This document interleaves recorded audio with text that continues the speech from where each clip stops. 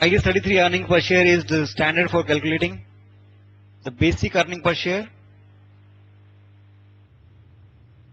and diluted earning per share. Basic earning per share is calculated on current earnings,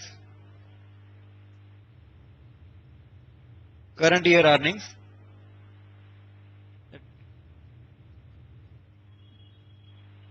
Depending on how many number of shares are outstanding and what is the earning this year, we are able to calculate basic EPS. Now, can you tell me what is diluted EPS?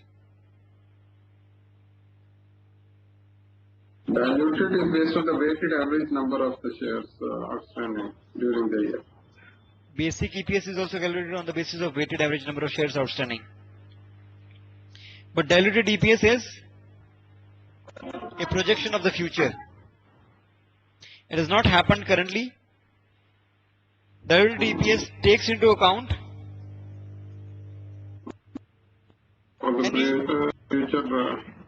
any potential ordinary share. And when I use the term potential ordinary share, means the shares or any financial instrument which has the potential to get converted into ordinary share is a potential ordinary share. That is, someday it may get converted into an ordinary share.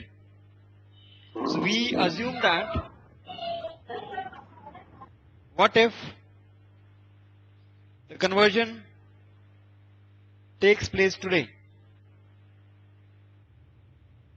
What will be the impact on earnings?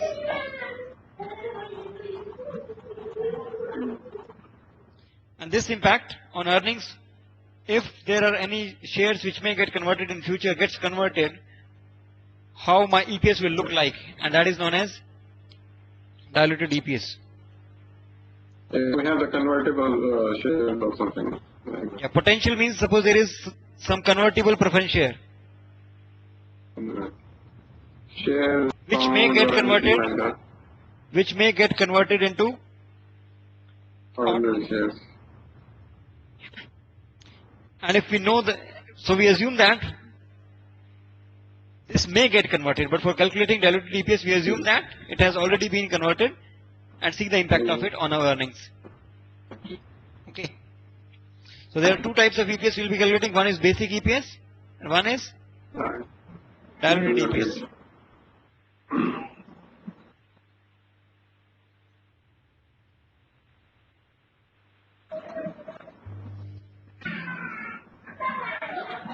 How do you calculate the weighted average number of shares outstanding? It's based on the period outstanding for these shares. Like suppose as for the first 6 months the number of shares were outstanding. So on 1st January the number of shares outstanding were 100,000. Yeah. On 1st June we issued 50,000 shares. 1st October issued 150,000 shares. So weighted average number of shares outstanding for the year will be 10,000.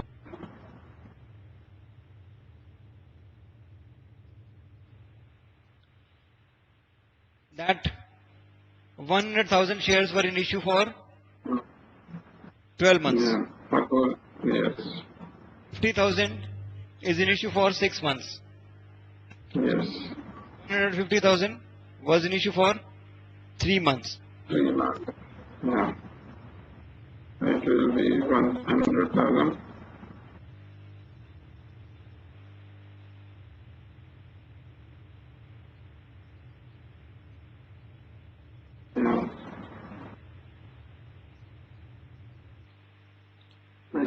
Can you explain me, Amit, what is exactly this shares outstanding?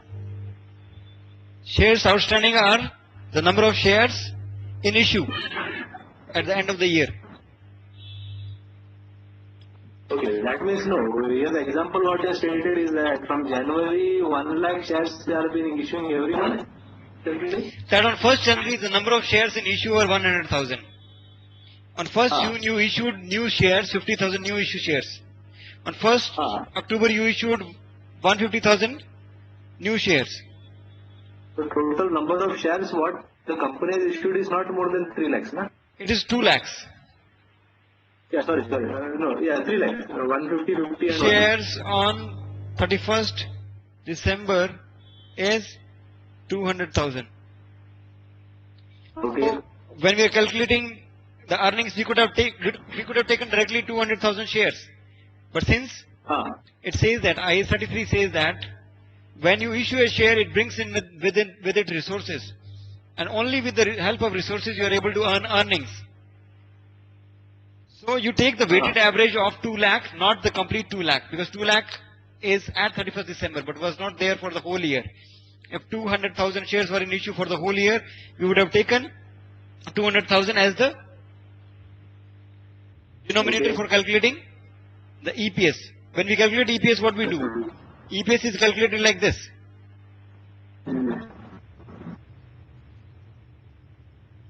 We divide the earnings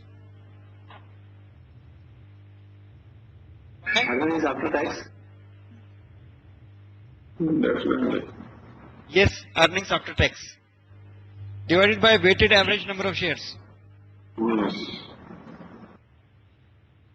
So if suppose there was no issue, if 200,000 would have been issued since beginning, since 1st January till last, so weighted average number of shares would have been 200,000. Suppose my earning is 500,000 and weighted average number of shares, if the number of shares in issue were 200,000 for throughout the year, I would have taken 200,000 as the weighted average. So my EPS would be 500,000 divided by 200,000. The basic EPS will be 2.5. But since 200,000 was not an issue for the complete year, 100,000 was there for complete 12 months, 50,000 for 6 months, 150,000 for 3 months. So weighted average will not be complete 200,000, it will be 100. You have to divide this by 12.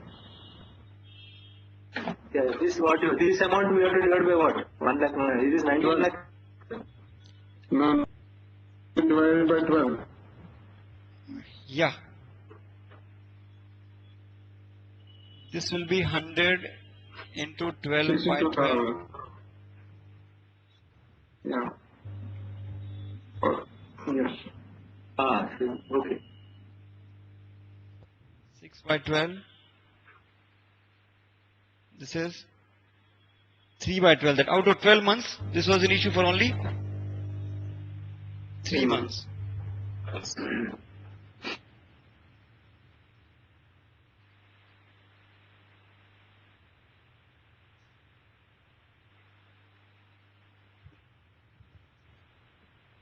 So this is the weighted average number of shares.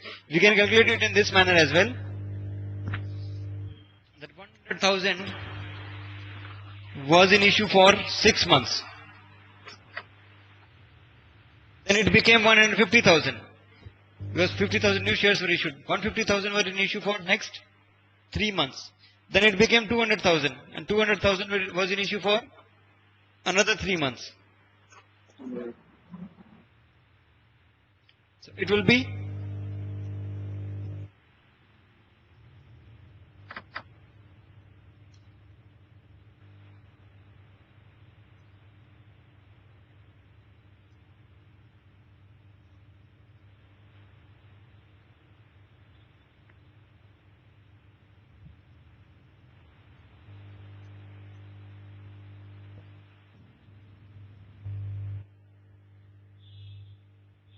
There's a difference.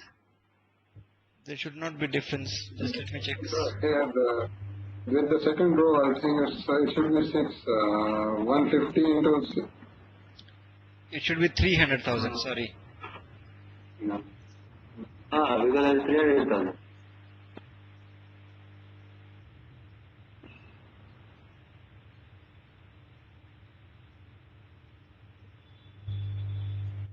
Okay. So you can calculate it in either manner. Either you assume that 100,000 was in issue for complete 12 months, 50,000 for 6 months, 150,000 for 3 months only. Or you can say that 100,000 was in issue for 6 months, then it became 150,000, it remained 150,000 for next 3 months, and it became 300,000 for another 3 months. Okay. So total shares in issue on 31st December are 300,000 actually. And so if I wish to calculate, now the weighted average number of shares is not 200,000, it's 162,500 is the weighted average number of shares. So the EPS will be 500,000 divided by 162,500. 3.077 is the basic EPS calculated using weighted average number of shares. Hope is it clear?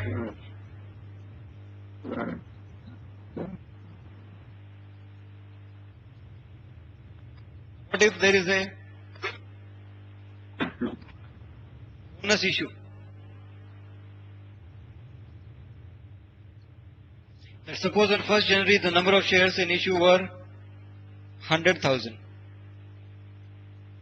There is a bonus issue of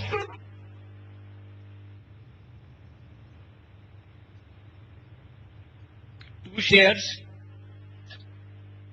or bonus issue of 1 share for every 2 shares held.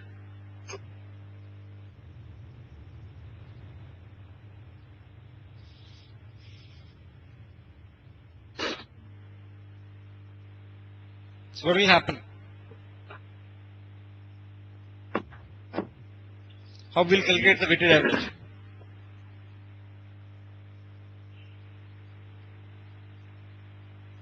How much is the bonus issue?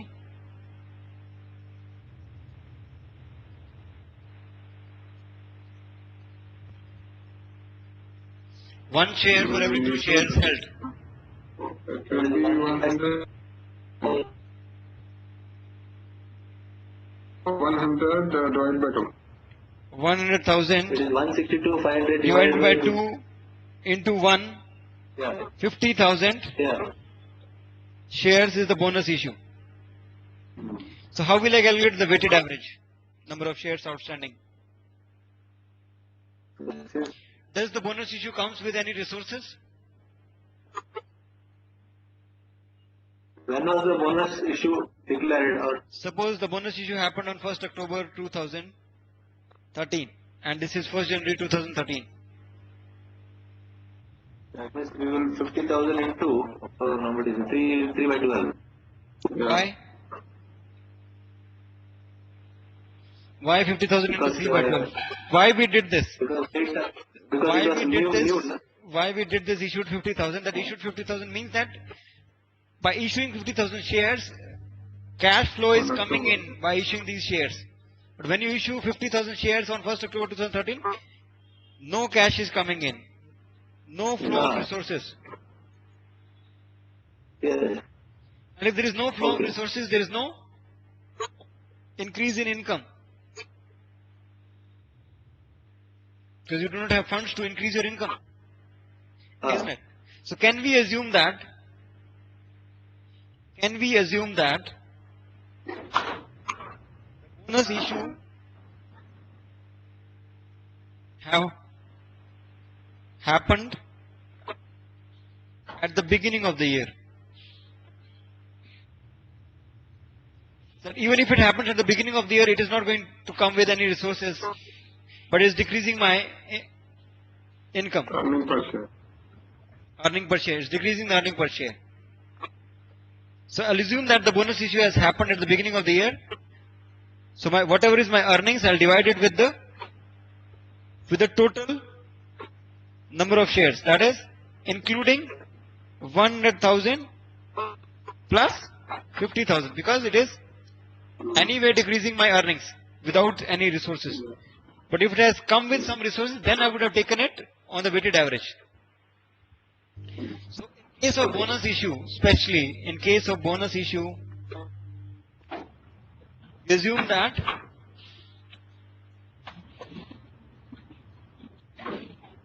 the bonus issue takes place at the beginning of earliest period presented.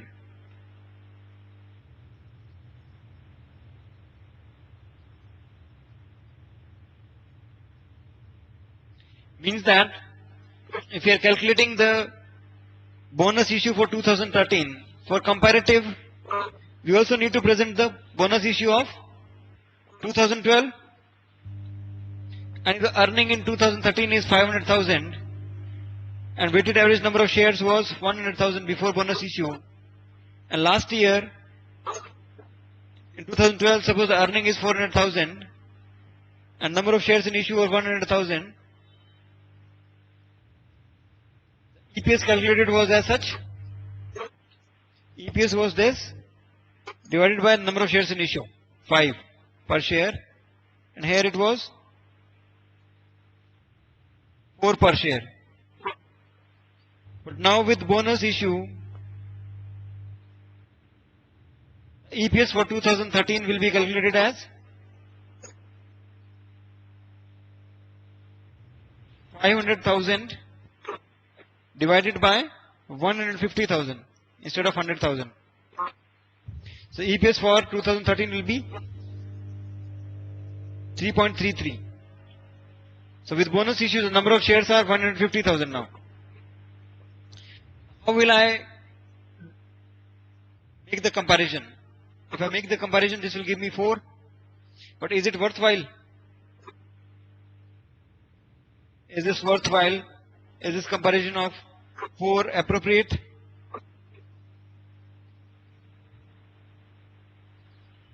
So what will I do? I'll assume that this has happened at the beginning of earliest period presented. That is, it has happened on 1st January 2012.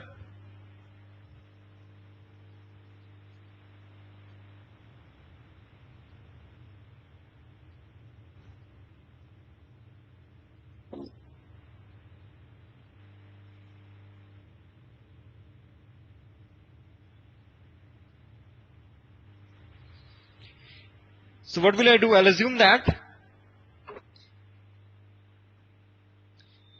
bonus issue has taken place at the beginning of earliest period presented, that on 1st January 2012 it was also 150,000. So for comparative, the EPS will be 400,000 divided by 150,000. Do you get it?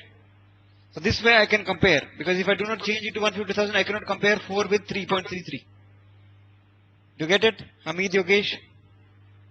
Yeah, I got it. But here, what I wanted to ask, suppose, Yes. Amit. Yes. No, Amit. Yes, I'm listening.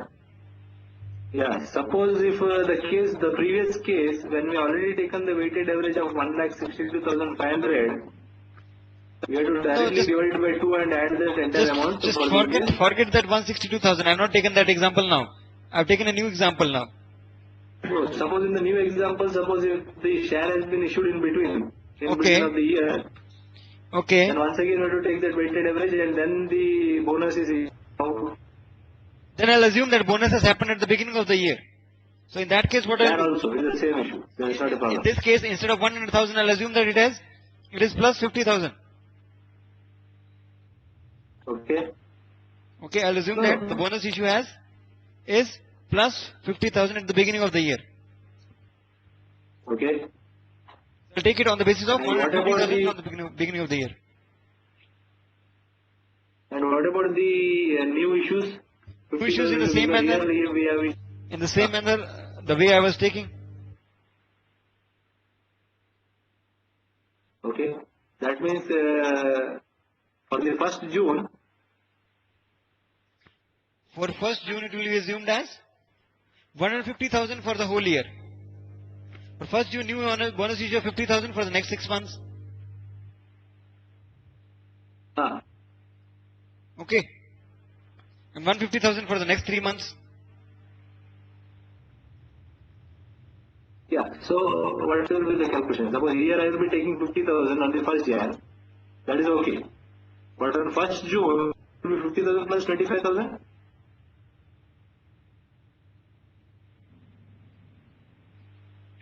So what will happen? Here instead of 100,000, 150,000 will get multiplied. Rest all is same. Here instead of 100,000, 150,000 will be for 6 months. Then it becomes 150 plus 50 200,000 for the next 6 months, next 3 months, and then it becomes 350,000 for the last 3 months. No. What I was just first asking, suppose if the bonus has been declared on 1st of October.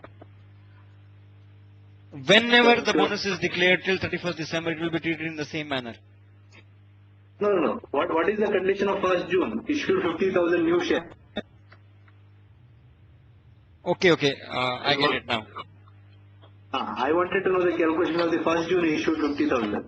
1st June issued 50,000. So if your bonus issue is on 1st October 2013, it must have said something that 1 share for every 2 share. Yeah.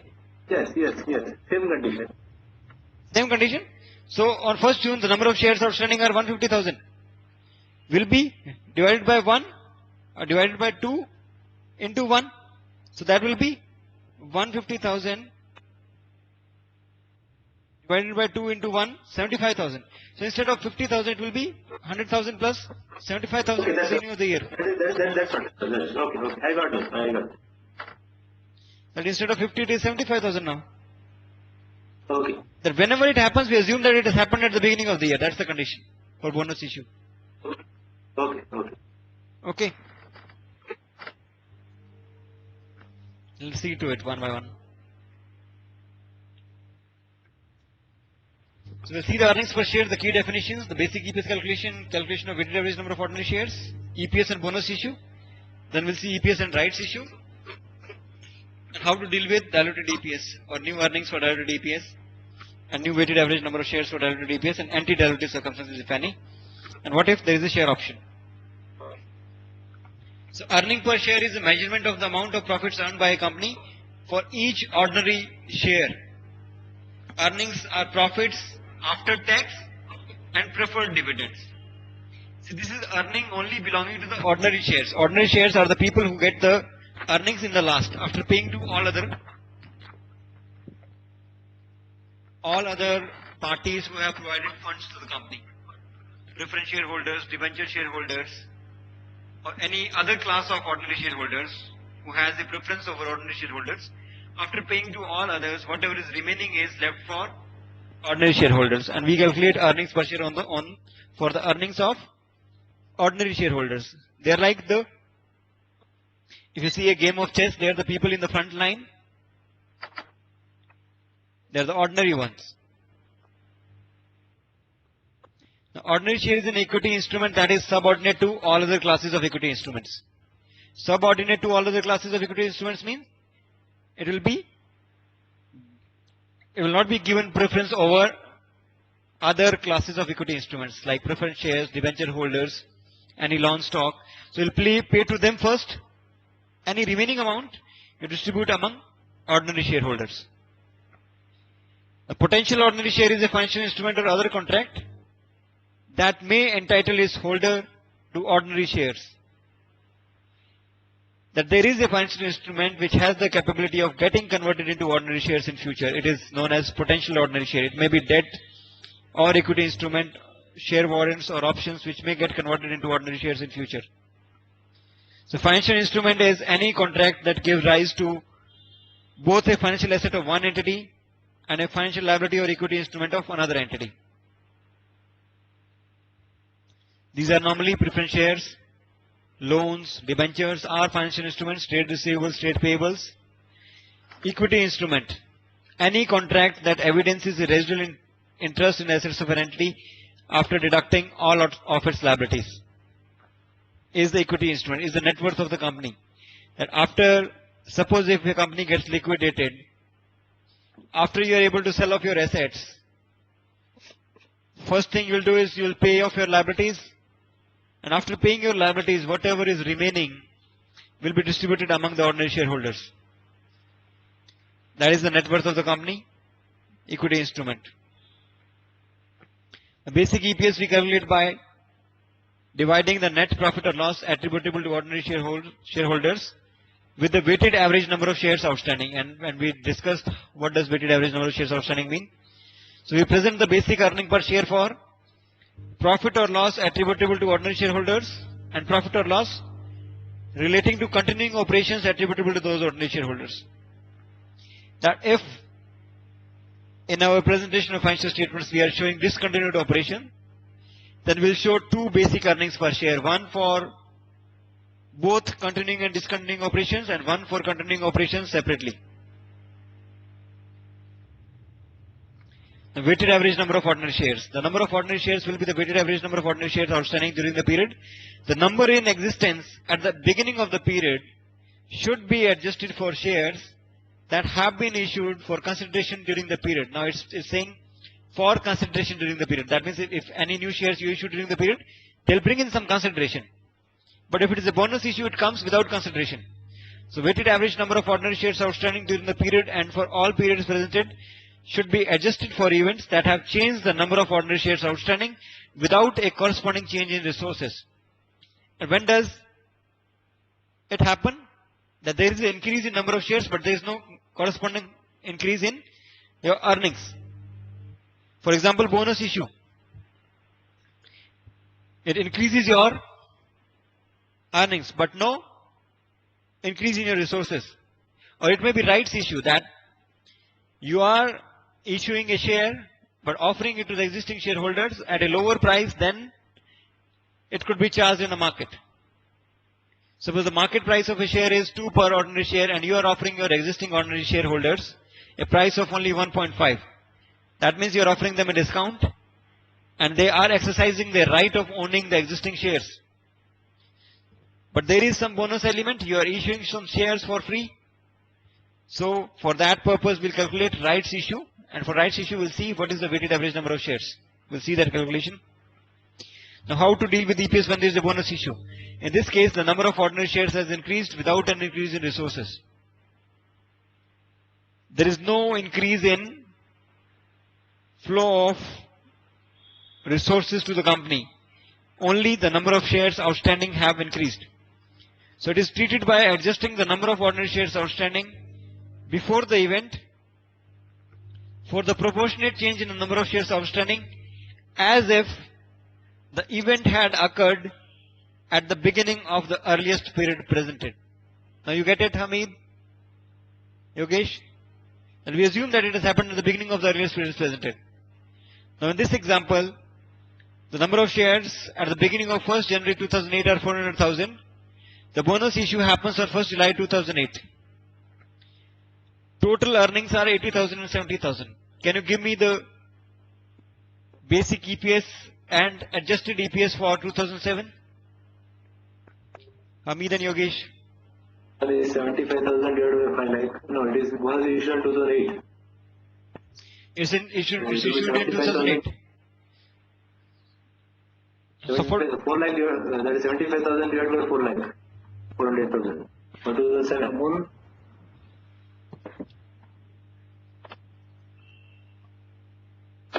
It says that as if the event had occurred at the beginning of the earliest period presented. And which is the earliest period presented among the two? That is 31st December 2007. No? So 31st December 2007 is the earliest period presented. At the beginning of this,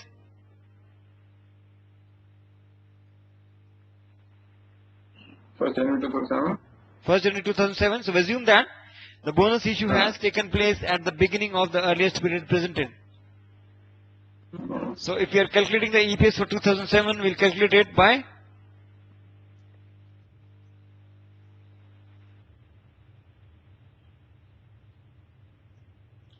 $75,000 is for 2007.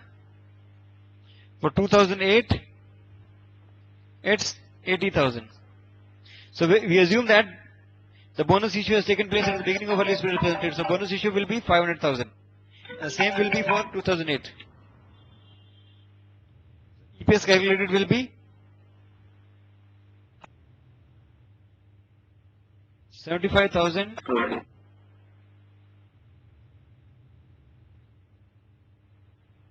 80,000. You get it? Yeah.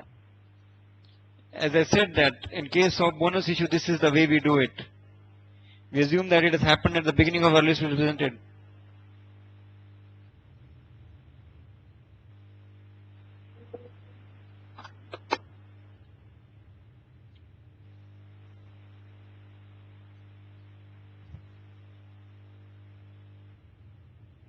In case of rights issue, a rights issue of share is an issue of new shares to existing shareholders at a price below the current market value. Now to arrive at the figure for EPS, we need to calculate first of all the theoretical next rights price. Now this is the weighted average value per share. Now if you see that you bought some shares, but the market value of the shares is different and you are getting it at a lower price. So ultimately, what is the value to you? So the value to you will be calculated as weighted average value per share. Suppose the number of shares in issue are 10,000 shares and there is 144 rights issue at $3 per share.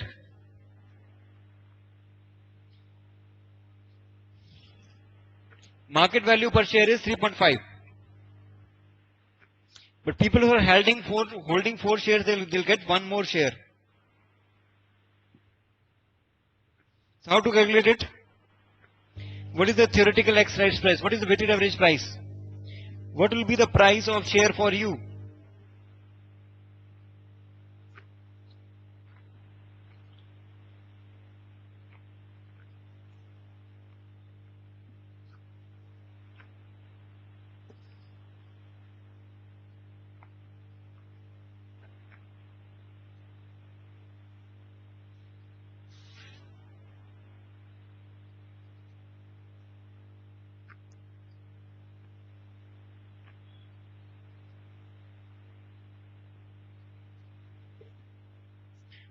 What is the average price for you? If the market price of shares is 3.5 and you are able to buy shares from the market for $3, that means the number of shares you are holding are worth 3.5. Can you say this? The shares you are holding are worth 3.5 per share? Yes. And now you are able to get a share from the same company at a price of only $3. That means now instead of 4 shares you are having 5 shares. Isn't it? Yeah, right now we are having 5 shares after the rights issue. So if you get 1 more share at a lower price, what will be the average value of share for you?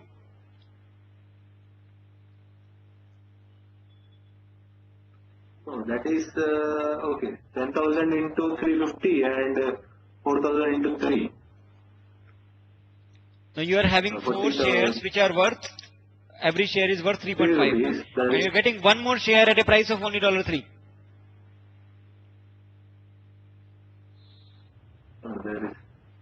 Can you go to Excel sheet and explain it to me properly? You are having 4 shares.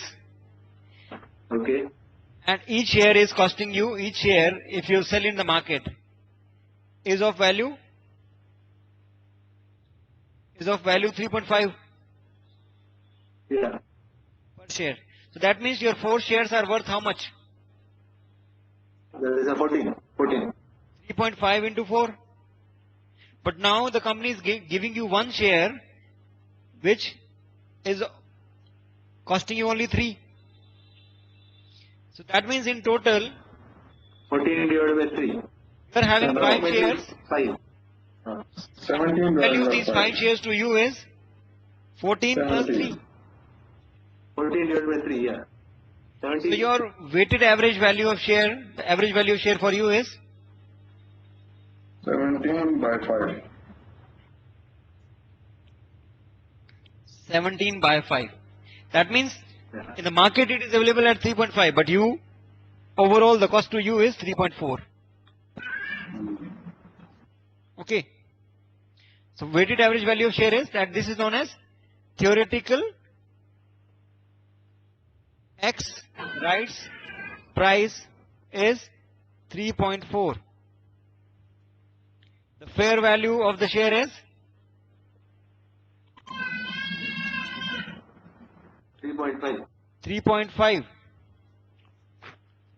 Isn't it?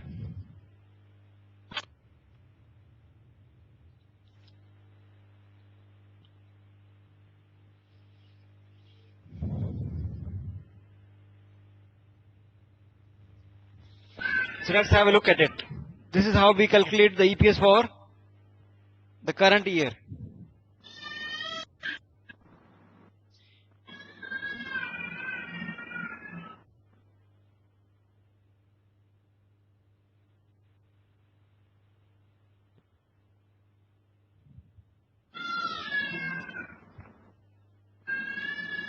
Just have a look at it. Just look at this part, EPS for the current year.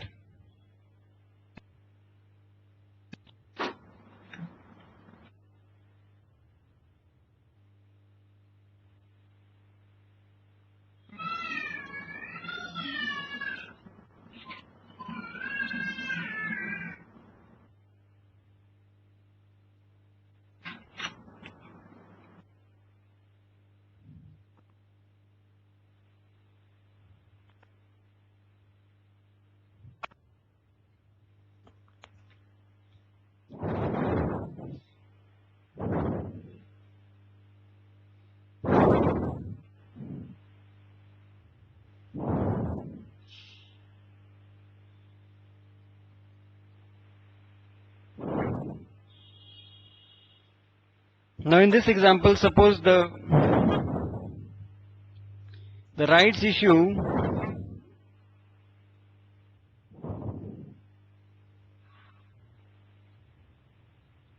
takes place on 1st July, and if there are 100,000 shares in issue already,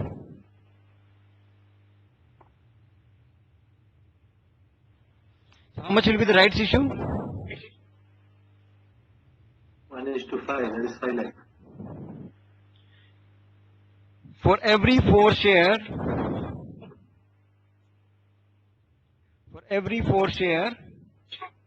one share is issued. 25,000 more shares, isn't it?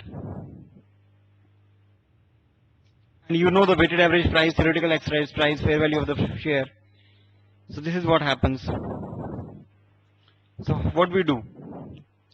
For calculating the current year EPS, what we'll do? We'll see the number of shares before the rights issue. Are you able to see this? Number of shares before the rights issue.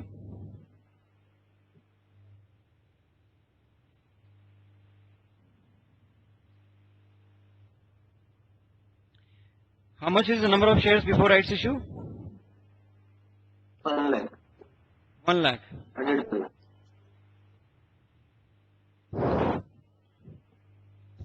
Fraction of the year before the date of issue.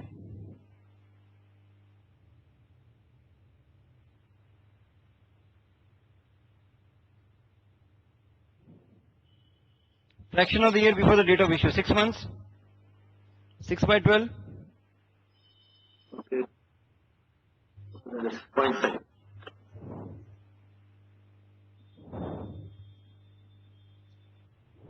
Isn't it?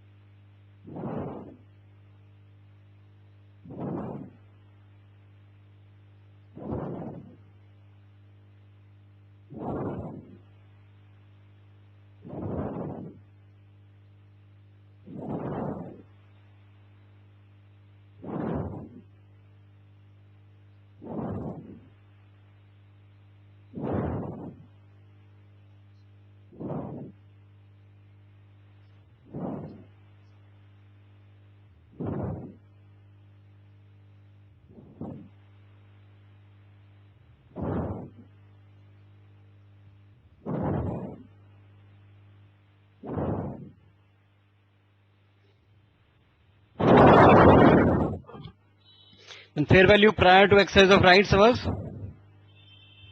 3.5 and theoretical exercise price is 3.4. Suppose if we go by this calculation.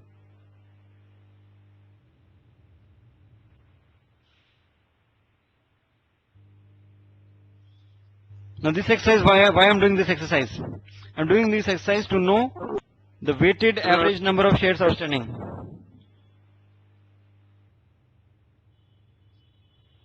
How to calculate the weighted average number of shares outstanding? Because there is a bonus issue, but it's a rights issue. In case of bonus issue, assume that it has happened at the beginning of the year. There is no problem. But in case of rights issue, the bonus element starts. No slide. No slide is not there. Just 1 second.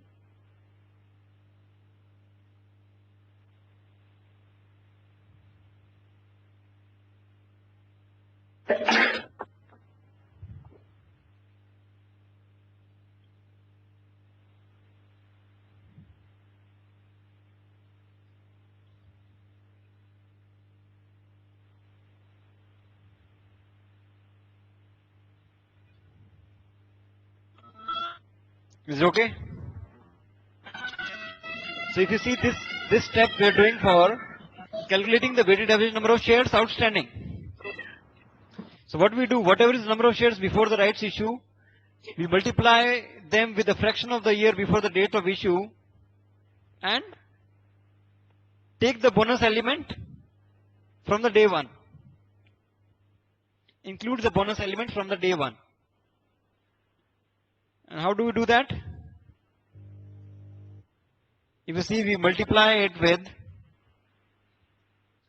the number of shares outstanding at the beginning of the year before the date of issue is 100,000, and they are in issue for 6 months.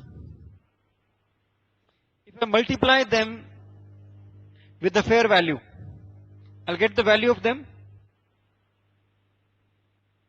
isn't it? If I multiply them with the fair value of the share, will I get the value of those shares? Do you agree? Hello? If I have 100,000 shares in issue at the beginning of the year and the fair value in the market is 3.5, if I multiply it with 3.5, will I get the value of those shares? Yes. Isn't it? But since there is a rights issue, the value is not 3.5, so I adjust 3.5 to 3.4 by dividing it with the theoretical exercise price, that is the weighted average price. I adjust the number of shares outstanding before the date of issue to the weighted average price. It simply means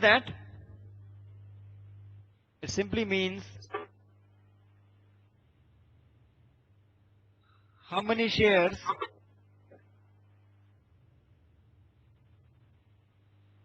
will I have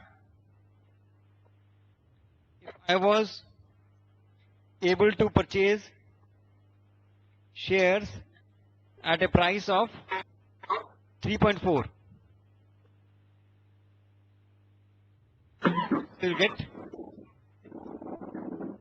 You can get it only in this manner, 100,000 into 3.5, you get the total value of shares, 350,000. How many you could have purchased today?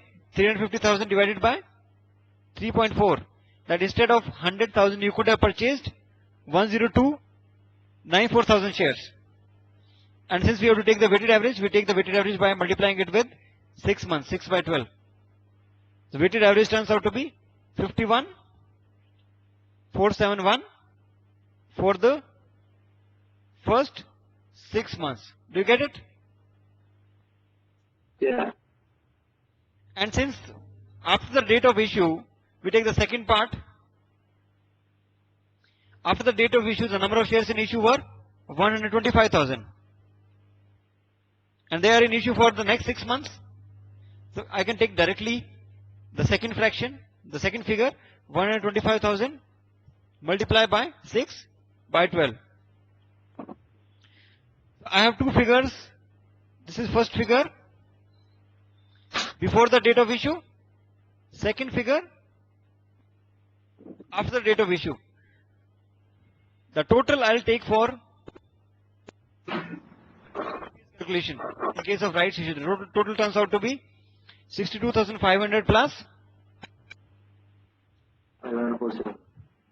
113,970.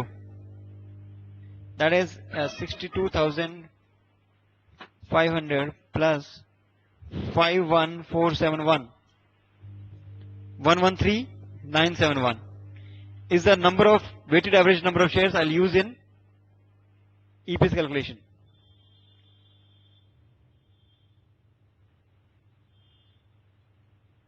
for EPS calculation in case of rights issue. You get it? Now for comparative figure, the comparative figure I need to adjust comparative figure or comparative EPS of previous year. How will I adjust? If last year the number of shares in issue were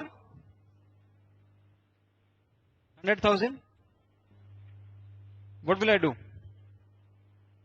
I'll multiply the same with 3.5 and divide it by 3.4. What will I get? I'll get the shares to be used in the last year's EPS calculation. 100,000 into 3.5 divided by 3.4. 102,941.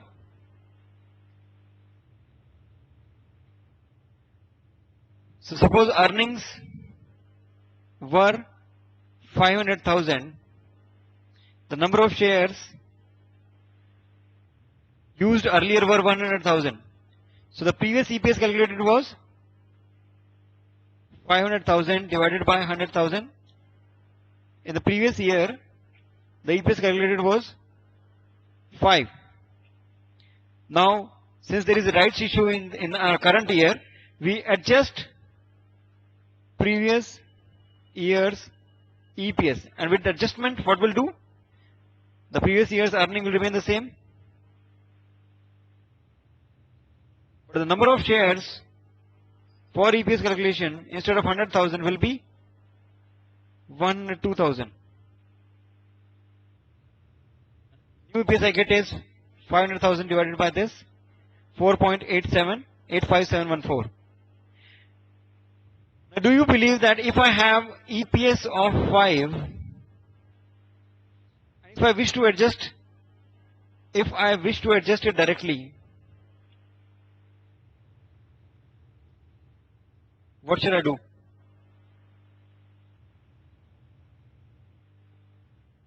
See, when I multiplied 3.5 and divided by 3.4, I got 102,941. Isn't it? So, what has actually happened? If you see, 500,000 have been divided by 100,000 multiplied by 3.5 divided by 3.4. Can I do it in this manner? So what did I get? 500,000 divided by 100,000 was 5 multiplied by, it will be 500,000 5 multiplied by 3.5 divided by 3.4. Can I say this?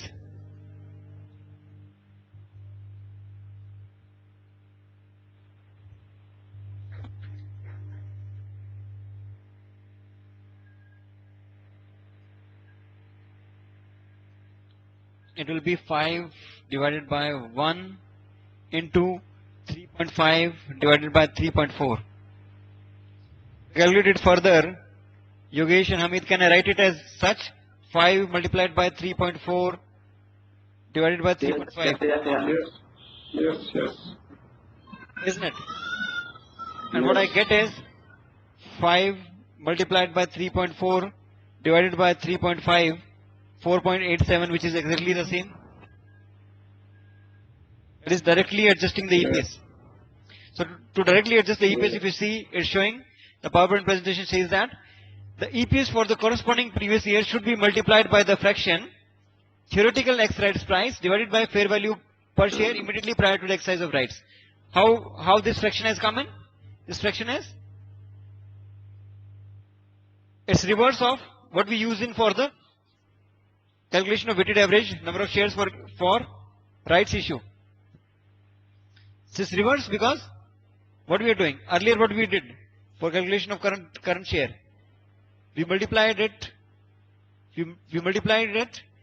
with 3.5 fair value on the numerator, 3.4 theoretical X rights price on the denominator. But if we wish to calculate directly with 5, we can take 5 multiply directly with theoretical X rights price and divide it with the fair value. We'll directly get this amount, 4.8975. 5 multiplied directly with 3.4 divided by 3.5, you get 4.85714. So this is how we adjust it. That if there is a rights issue, we adjust the previous year's EPS as well. You can do it directly, you can do it separately. If direct EPS is given, you can do it directly. Clear? So whatever number of shares we have calculated will apply to the earnings for the current year. This is for the current year. This is for the previous year. You got it, Amit, Yogesh? So how is this breakup of this formula given on this slide? Why do we do this? That EPS for the current year is number of shares before the rights issue multiplied by fraction of the year before the date of issue multiplied by fair value prior to the exercise of rights divided by theoretical exercise price.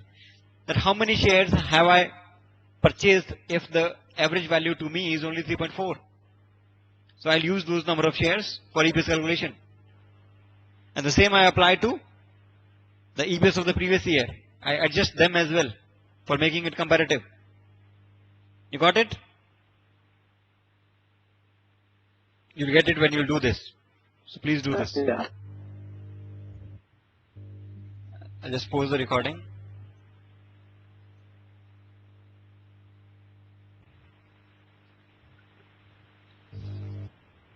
We get the theoretical exercise price. Now we need to calculate the weighted average number of shares. Yeah. For 1 year we had 1 lakh. Weighted average number of shares for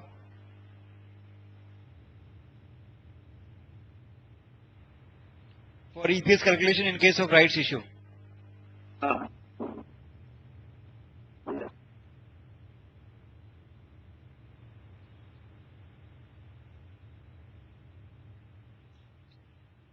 So what will happen? So we need to calculate the number of shares for current year. So for current year, how do we calculate? Yeah, current year I got 1 lakh for 1 year, period of 1 year, and 20,000 for a period of 3 by 12. So there are 2 steps for calculating the number of shares for current year. There is step 1 and there is step 2. Step 1 says that number of shares in issue before the rights issue, that is 100,000. Yes. Into 12 Value by of these 12. shares, if I calculate at fair value, is 1.6. Okay. But I have to bring down to the weighted average, that is, so divided by 1.5 and multiply with the fraction of the year before the rights issue. How much is the fraction of the year before the rights issue? This issue took place on 1st October. Before the rights issue, no? That is Yeah. for a period of entire 1 year. No? The Okay. fraction of the year before the rights issue. Before the rights issue, that is 9 by 12. 9 by 12. Yeah. Step 1, I get the number of shares outstanding as, see, the value, if I have 1 lakh shares, the value of 1 lakh shares is 1.6.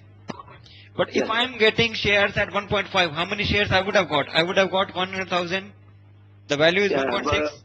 But if I would have got shares at the price of 1.5, I would have got 106,667. Yes. But I have to bring the weighted average on the basis of number of months before the rights issue, Okay. that is 9 by 12. So in step 1, Okay. I get 80,000 as the number of shares outstanding. Okay. In step Okay. 2, the number of shares in issue after the rights issue is 120,000. Okay. The fraction of the year after the rights issue is 3 by 12. So number of shares I Okay. get is 120,000 into 3 by 12, 30,000. So Yeah, but here I don't. Why I don't multiply that 1.6 by 1 by 5 here? because that is taking into account the bonus element now. Because I have to adjust the period only before the date of bonus issue. Because after the bonus issue, I have the number of shares, whether they are on the rights issue or bonus issue, they have the total. Okay. I got it. The total is taken into account. Normally, when there is a bonus issue, I assume that it is happening from the beginning of the year. But here it but is rights happening. issue is at the time of the time. Okay. So here it is happening only after the rights issue. So I assume that after the rights issue, the number of shares in issue are 120,000. Okay. But I have to adjust only for the period before the rights issue. So that's what Okay. I'm doing. Okay. By doing this part only, if I'm adjusting, this I normally do. Yearly weighted average calculation, I do it That for is normal for purpose 9 also. months. Yeah. 9 by 12, I would have done it for normal purpose also.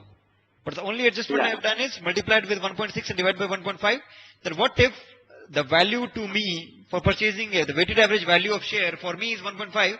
That means I could have purchased, how many number of shares I could have purchased? 106667. Yes. Isn't it?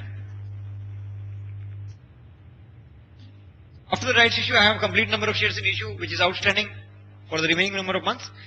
So total number of shares for EPS calculation is 80,000 1,10,000. plus 30,000. 1,10,000. And if the number of earnings is, how much is my earnings? Shown according to question. Yeah. 50,000 and 40,000. 50,000 is for year 2008 Yeah. 2002 and yeah. and earnings for 2007. 2007 is 2001. 40K. 47. 40,000. So 2008 EPS will be 50,000 divided by 1,10,000. divided by 110,000. Okay. Now EPS for this will be 40,000 divided by 1,10,000. no. No. It will be 40 divided by 80,000. What was the EPS calculated in 2007? EPS calculated in 2007 was 40,000 divided by 1 lakh. 100,000. divided by 1 lakh. Yes. Yes. It will be 40,000 divided by 1 lakh into 1.5 divided by 1.6. So this EPS 0.4 I'll adjust for comparison purpose. The comparative EPS is adjusted. And how do I adjust it? By multiplying this EPS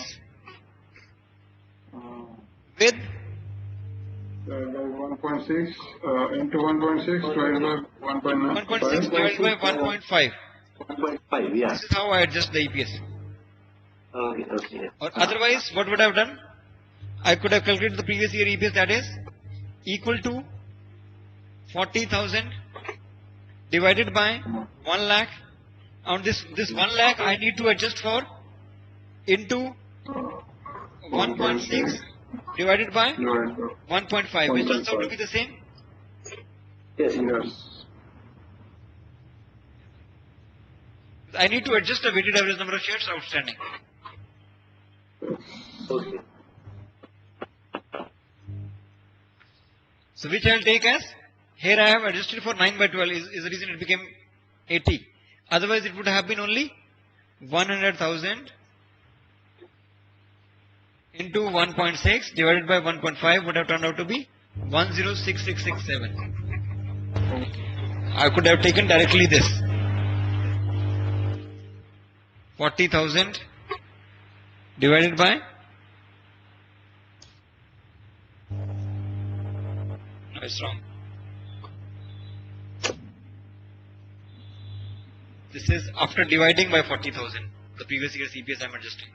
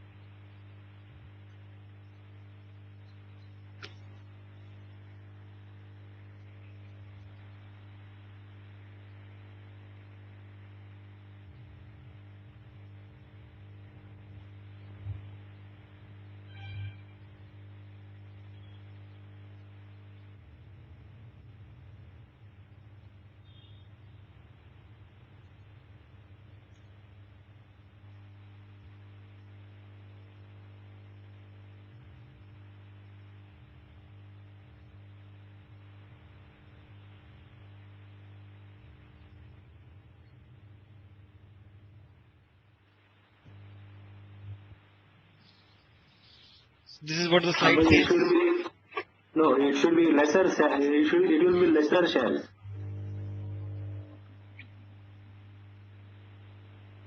Yeah, with 1.6 I am able to purchase. So it should not be lesser, it will be higher.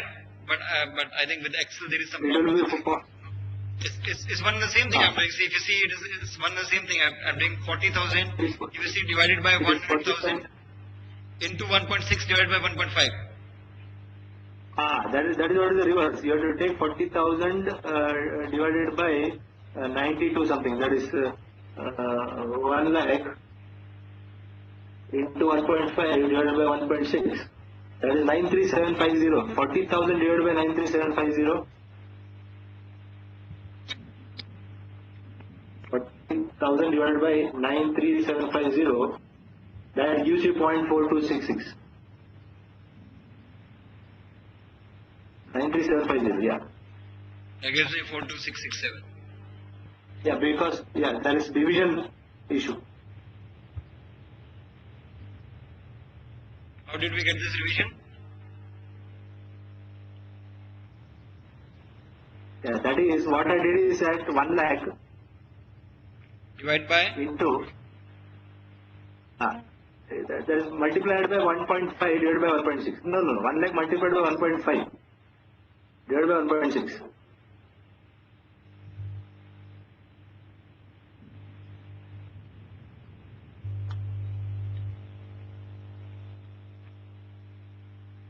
Because that is 40,000 divided by 1 lakh. And 1 lakh was on the denominator side. So it gets multiplied with 40,000. EPS is division of 1 lakh, na? So that 1 lakh into that has to be, that 1.5 will be in the numerator, this will be in the denominator. Yeah, right. If I wish to do it directly, it will say 1 lakh into 1.5 is the, to adjust the previous year EPS, I have to multiply it with 1.5 and divide it by 1.6. That's what it says. The slide tells it that we have to multiply the previous year's EPS with the fraction of this fraction, TERP, divided by fair value per share immediately prior to exercise. That is 1.5 divided by 1.6. Yeah. Isn't it? 1.5 divided by 1.6, yes.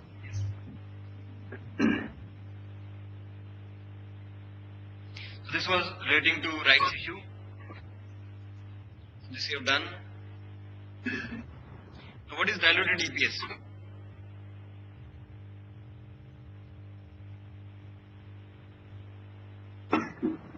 What does diluted EPS mean? The diluted EPS is calculated by adjusting the net profit attributable to ordinary shareholders and the weighted average number of shares outstanding for the effects of all dilutive potential ordinary shares.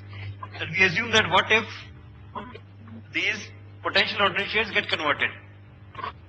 And potential ordinary share is the financial instrument or other contract that may entitle its holder to ordinary shares. That these convertible instruments may get converted into ordinary shares. Share options or warrants may get converted into ordinary shares.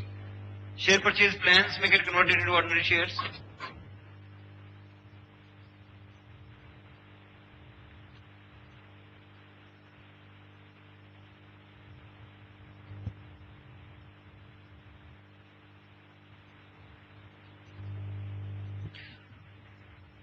Or there are shares which will be issued subject to certain conditions being met. So we assume that what if they get converted? What will be the impact of it? So we calculate new earnings and new weighted average number of shares, assuming that these potential ordinary shares are converted into ordinary shares. So this is kind of a assumed EPS calculation. So we calculate new earnings, and how do we get that new earnings? Profit or loss for the period attributable to ordinary shareholder using basic EPS calculation will take the same profit or earnings. We'll add into it any dividends on dilutive potential ordinary shares which have been deducted in arriving at the profit or loss for the period. That if any preference shareholder which gets converted into ordinary shareholder, we must have paid a fixed percentage of the preference dividend to them. Suppose if it is 1 lakh of amount, 6% is the preference dividend.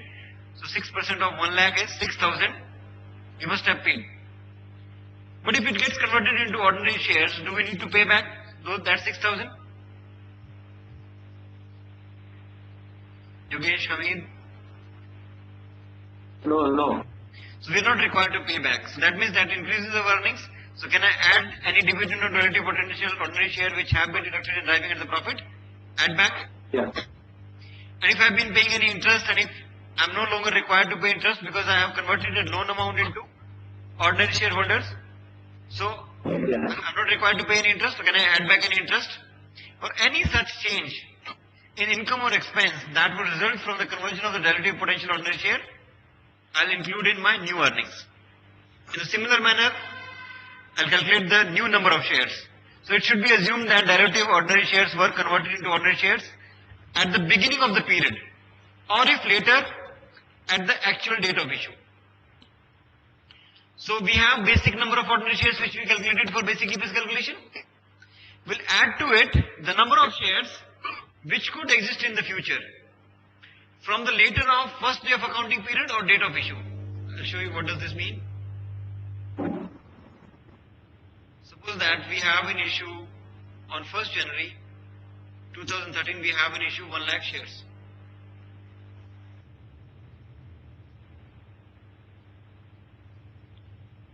So there is a issue of preference shares on 1st July. Preference shares, which has the option to get converted.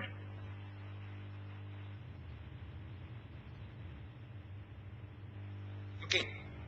So in this case, what we'll do?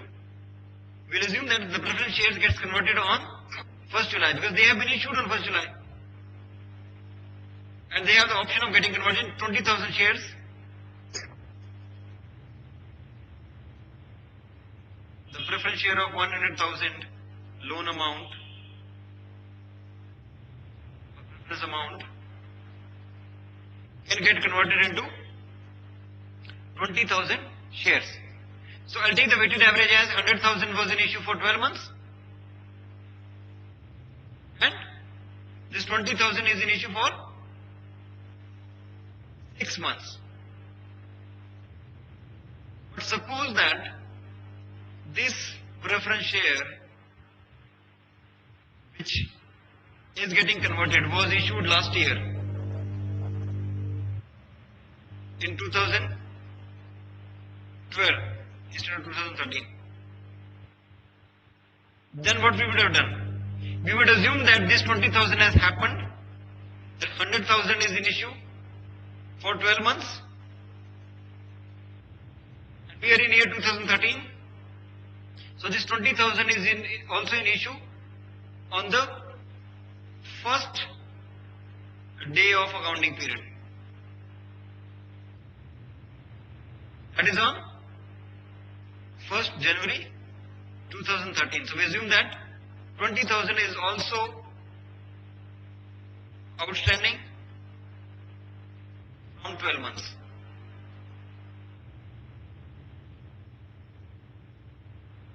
Got it? Since there is no new potential ordinary share issued, so we do not have an option to take it from the first day. But if there are any already issued potential ordinary shares, we can assume that they have converted from the first day of the accounting period. Do you understand this? Yeah. Then we'll take the basic number plus, we'll add the number of shares which could exist in future from the later of first day of accounting period or date of issue. Date of issue is later only if it has been issued in the current year. And if it has been issued in the previous year, the later of the date will be the first day of accounting period. Isn't it? If it has been issued in the previous year, the later of date becomes, it was issued in 1st July 2012. And the first day of accounting period is 1st January 2013. So among them the later date is 1st January 2013. But if the issue was on 1st July 2013 and first day of accounting period is 1st January 2013, Among them, the later date is 1st July 2013. It is clear.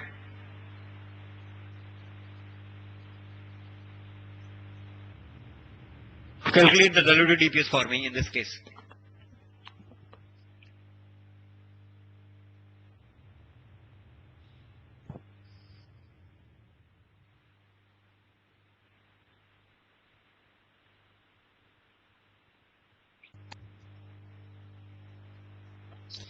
It says that we have earnings of 105,000. Number of shares 100,000.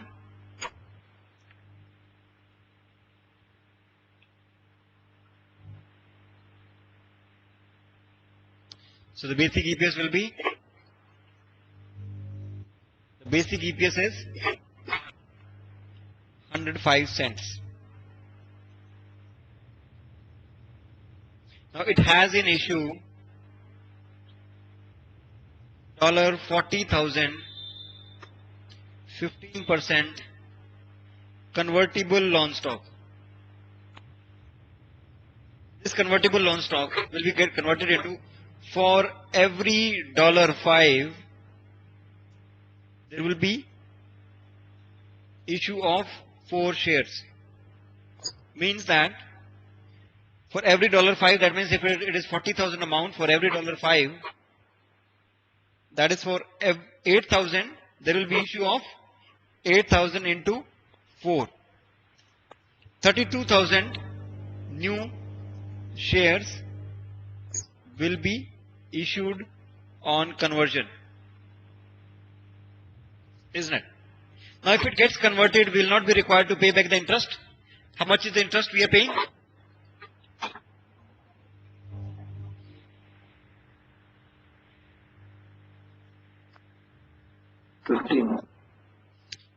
15% for 40,000. That means the interest amount is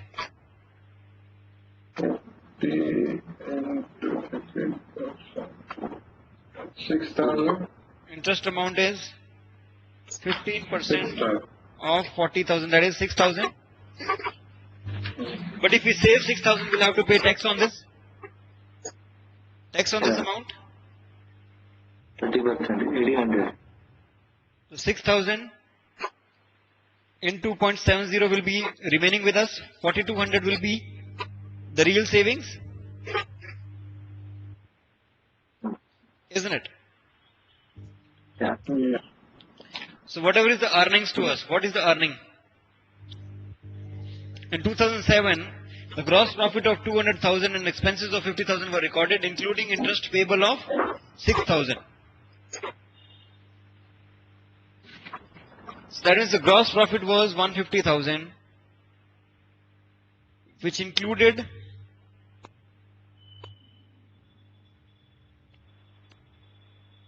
6,000 as interest payable. So how much is the earnings now?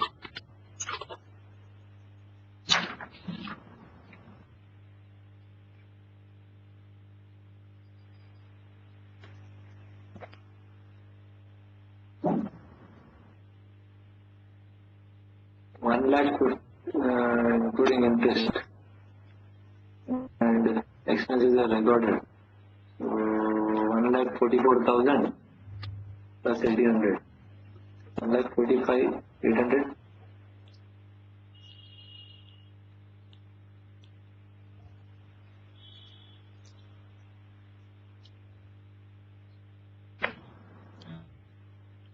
Yes.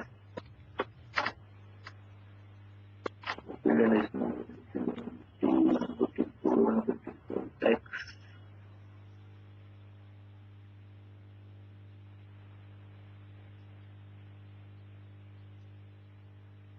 What is the new earnings?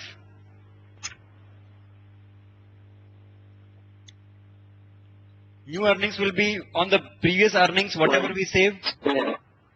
Plus That is 4,200 we have saved. The previous earnings was 105,000.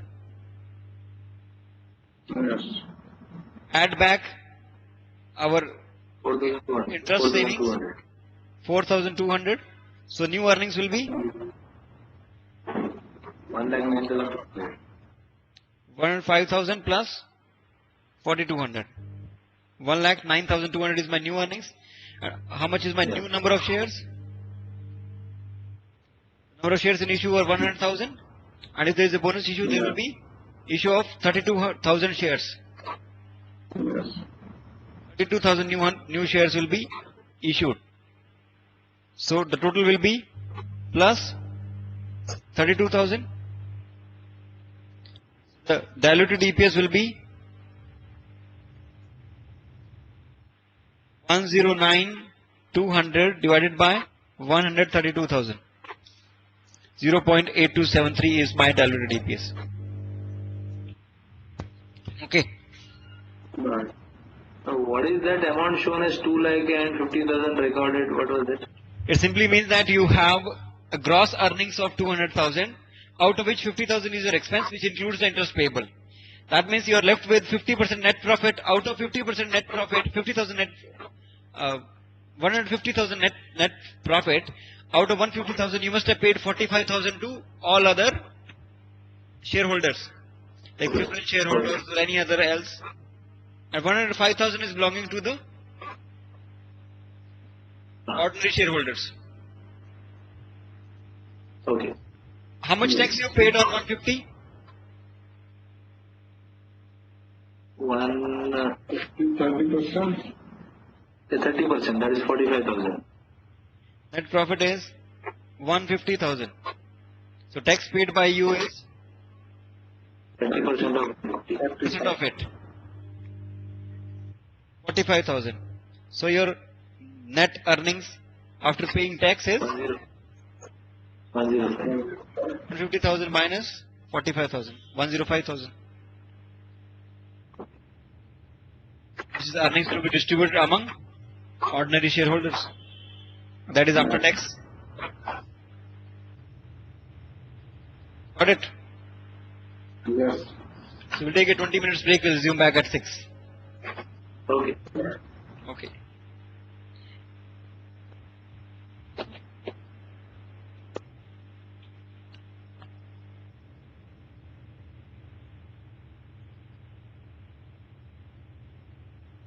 Or we should do it now. We should take a break later. What do you say? Let's finish this one. Let's finish this one and we'll take a break. Only 2 slides left. Yes. Let's finish and We'll finish it. Okay. Now have a look at this one. It says that if there is any anti-dilutive circumstance, in case of anti-dilutive circumstance, we do not include it into EPS calculation. It's only that if it is going to dilute our income, we calculate diluted EPS. But if there is anti-dilutive circumstance, we do not include it into EPS calculation. Now in this example, according to IAS 33, potential ordinary shares should be treated as dilutive when and only when their conversion to ordinary shares would decrease net profit per share from continuing operations. Now suppose Alex company has 5,000 ordinary shares of 25 cents each in issue, and also had an issue in 2007, 1 million 14% convertible loan stock and 2 million 10% convertible loan stock. Convertible in 3 years time at the rate of 2 shares per $10 of stock, and 2 million is convertible in 1 year's time at the rate of 3 shares per $5 of stock. The total earnings are given, total number of shares are given. What is the basic EPS?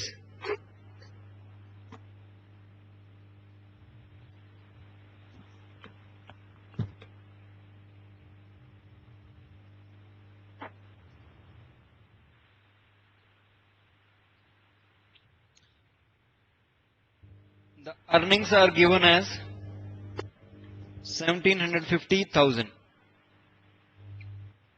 The number of shares are given as 5 million. The basic EPS will be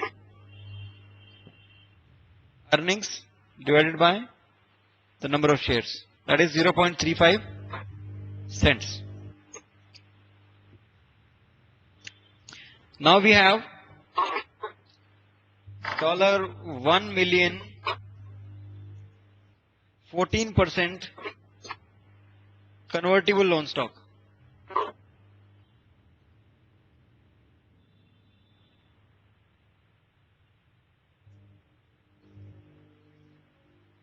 And it's convertible in 3 years time at the rate of 2 shares per $10 of stock. So how many number of shares can be issued?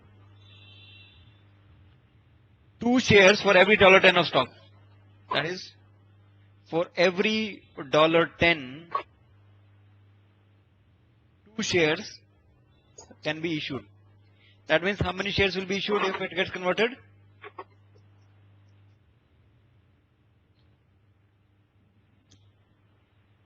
200,000 new shares will be issued on this conversion. That is, new number of shares will rise from 500,000 plus 200,000.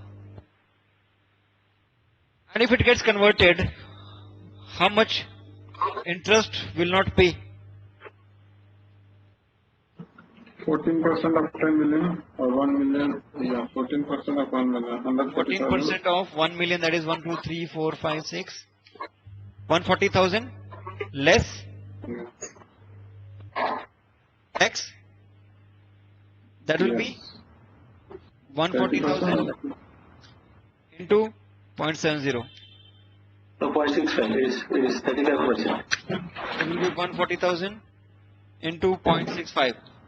91,000 will be savings. So if I take into account only the incremental number of shares and any incremental saving, can I know the EPS of it?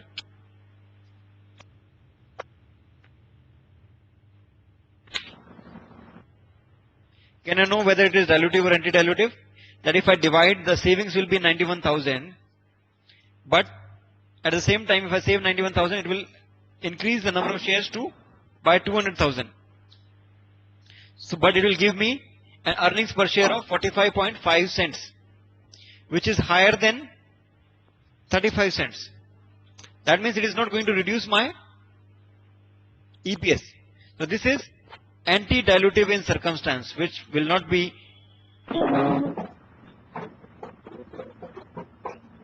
used for EPS calculation of dilutive EPS. It's anti-dilutive, so we will not take it into account. Let's see the second case. The second case has $2 million 10% convertible loan stock,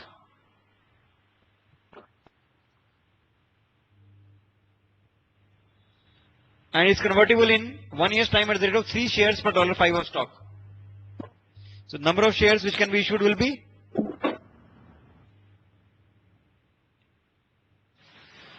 for 2 million,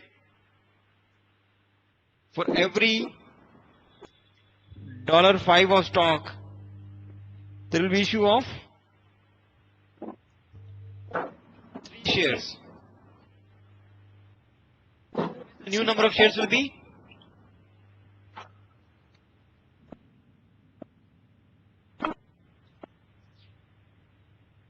1.2 million or 1,200,000 new shares.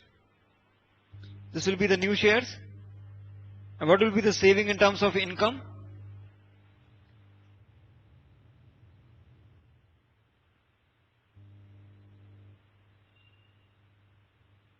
How much interest will save? 2 million into 10%. That will be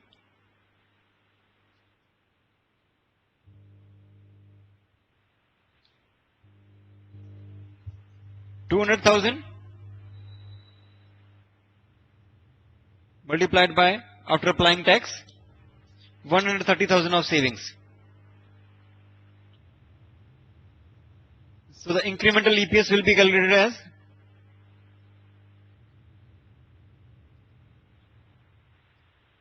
$130,000 divided by 1,200,000. It's giving me an EPS of 10.5 83 cents. And my basic EPS is 35 cents. So that means this is dilutive in nature, will be included for EPS calculations. When I say included for EPS calculation, my new number of shares will be the ones which I used initially, 500,000 plus this. Give me incremental EPS.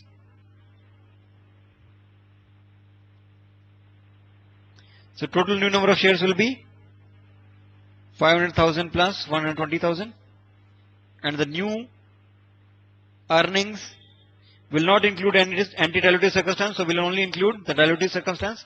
The previous earning was 175 plus the earning which will be included, will be saving, will be 130,000. Total will be this plus this. The EPS, diluted EPS will be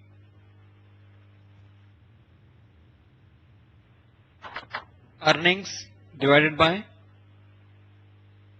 the new number of shares is 30.32 cents will be my diluted EPS. So I have not taken into account anti-dilutive circumstance, only the dilutive circumstance for calculating my diluted EPS. Got it?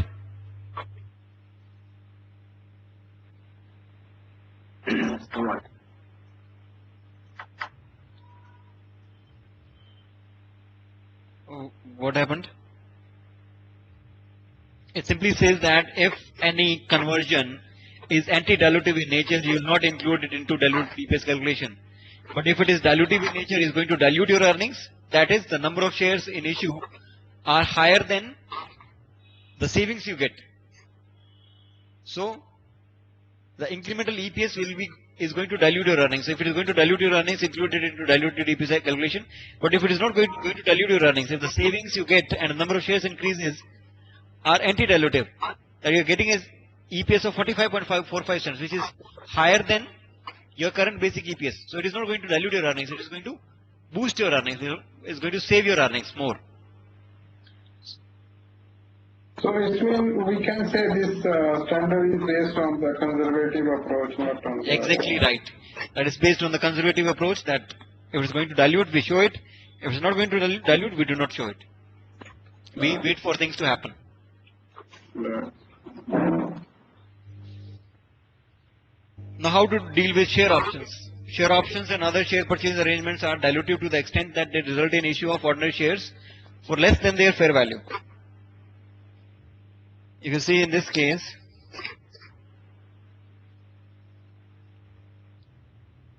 the number of ordinary shares in issue are 10 million shares.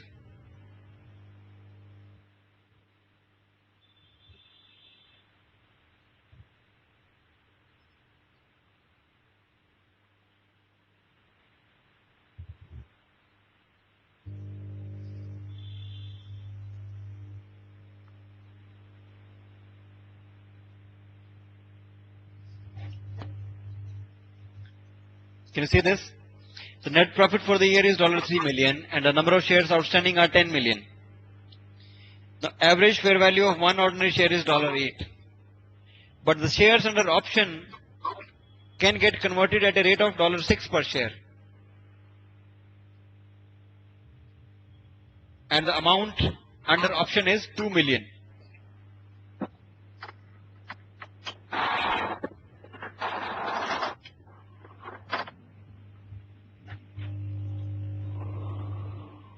Number of shares under option are 2 million. The 2 million shares can be purchased at a price of $6.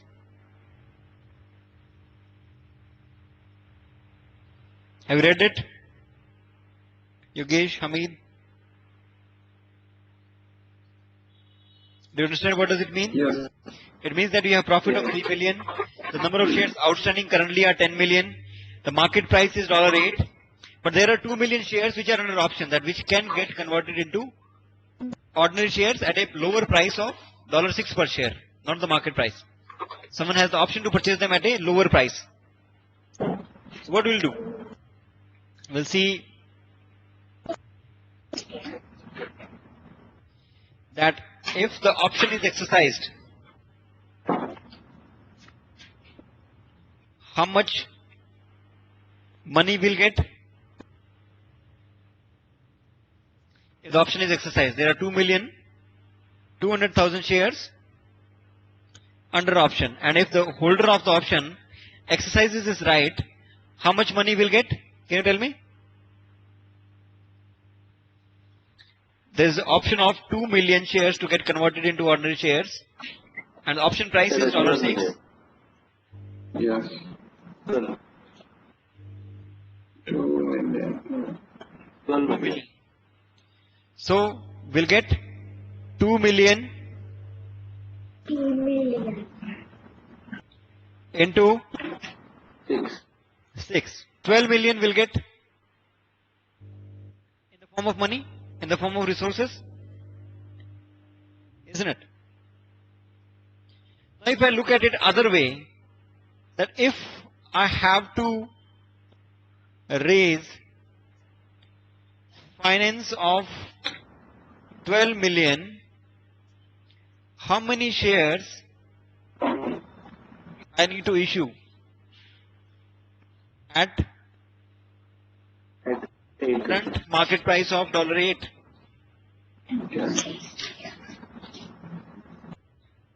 How many shares do I need to issue? So to get that, how many shares do I need to issue? 12 million by 8. That means I need to issue 1,500,000 shares. That is 1.5 million. Isn't it? Yes. So that means out of 2 million shares, 1.5 million is coming with resources. Only 0.5 million is coming in with no resources. Can I say so? Yes. So I'll assume that 0.5 million is a bonus issue, and the remaining is normal issue for the company. Any issue. Okay. In this case, if the net profit is 3 million, the number of shares outstanding will become 10.5 million. Yes. For diluted EPS calculation.